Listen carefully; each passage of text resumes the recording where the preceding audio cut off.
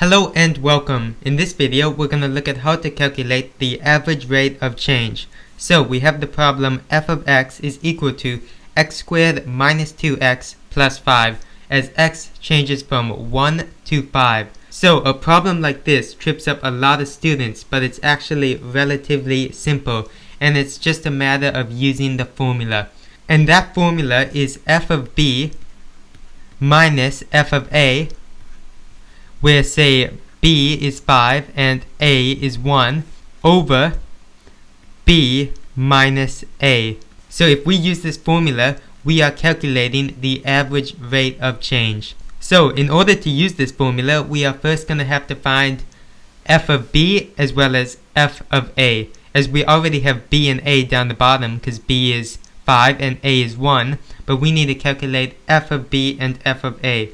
So first let's calculate f of b. So if we take f and b is 5, we substitute 5 in for all the values of x. So we have 5 squared minus 2 times 5 plus 5.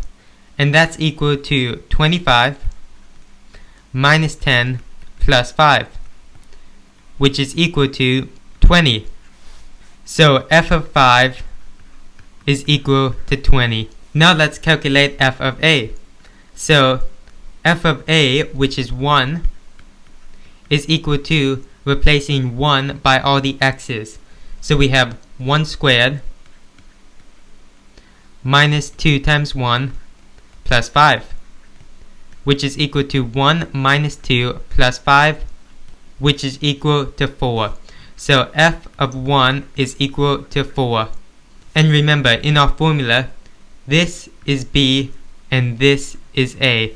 And the last step is to substitute these values back into this formula here. So we get f of b, which is 20, minus f of a, which is 4, over b minus a, where b is 5, minus a, which is 1.